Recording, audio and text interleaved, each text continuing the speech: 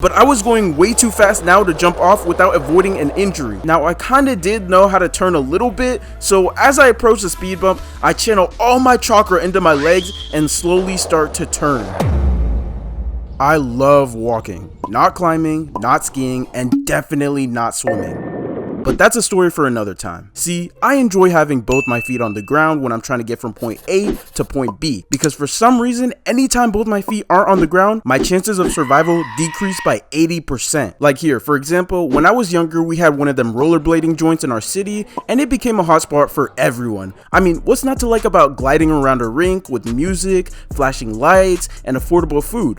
Well, for me, it was rollerblading, my dude. Because like I said, I like having both my feet on the ground. So I really never had any thought of going until my family forced me to go with my siblings. Now, I try to warn them that I'm not about that rollerblading lifestyle, but they didn't want to hear it. So fast forward and I'm strapped into rollerblades in the middle of a rink, looking like I'm doing the most complicated Just Dance moves and only getting 1 star. I mean, I am grabbing at air as if I'm airbending trying to maintain my balance. But eventually, I succumb to my fate, and next thing you know, both my feet are in the air, and so then I slowly get back up and make my way out the rink, not thinking much of it, but then I start to feel this weird feeling in my thumb. And when I look down on my thumb, it straight up looks like I just ate the gum fruit, because it looks like my thumb is the size of a watermelon. But yeah, probably one of the worst swollen finger injuries I've ever had. Regardless though, I think you get the point. Me and any form of skating don't really go well together, so I never was interested in any of it at all until I was introduced to skateboarding. I mean, how could you not like skateboarding? Practically every cool character in cartoons was riding one, and I mean, it just looks cool, bro. Like, what else do you want me to say? Skaters got a whole culture behind them. I mean, without them, there's no real big hype to things like dunks and streetwear. Now, I myself am not really a skater and far from it, but as a kid, I wanted nothing more than to learn how to ride a skateboard. So when I found a skateboard in a Goodwill bin one day, I knew it was my destiny. I immediately got busy looking up all the tutorials I could, and can I just say, bro, learning to skateboard is not easy when most of the pros and people making tutorials are doing this. Yo guys, it's Brad and I'm gonna show y'all how to skate. Before I start though, it's good to know you will fall a lot.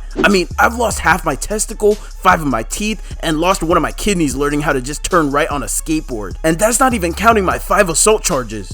Wait, what's that? Oh, that's not related? My fault. Anyways, skateboarding's hard, my dudes, so don't be discouraged.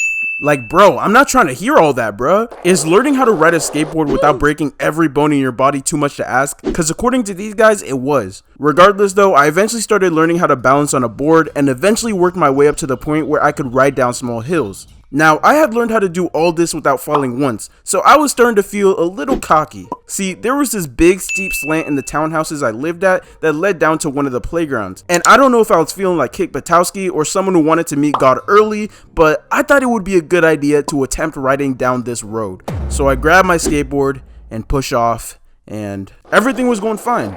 Until I realized that the road had speed bumps. Now, I was at the point where I was going way too fast to turn back now, because did I mention I didn't learn how to stop on a skateboard?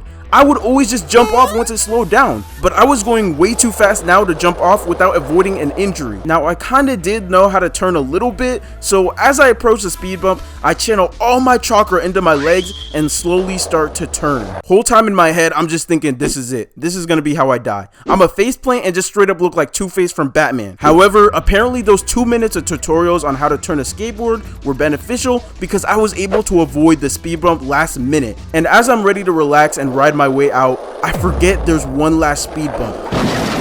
I go flying into the air with my board and land on the road.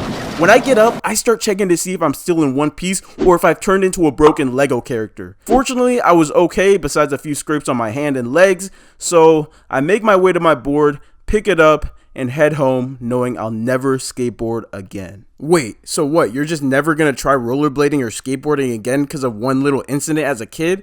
Yeah, you're a wimp, bro. Yeah, you're getting on me for not wanting to try riding a skateboard again when the only thing you've been riding this whole entire time is my meat, bro. Hop off and roll the outro. If you enjoyed this video, you're definitely gonna enjoy my last video called When Your Class Makes the Teacher Cry. Trust me, it's relatable and crazy. You'll like it. Check it out. Also, real quick, I want to say thank you guys because we finally hit 2K. More on that later.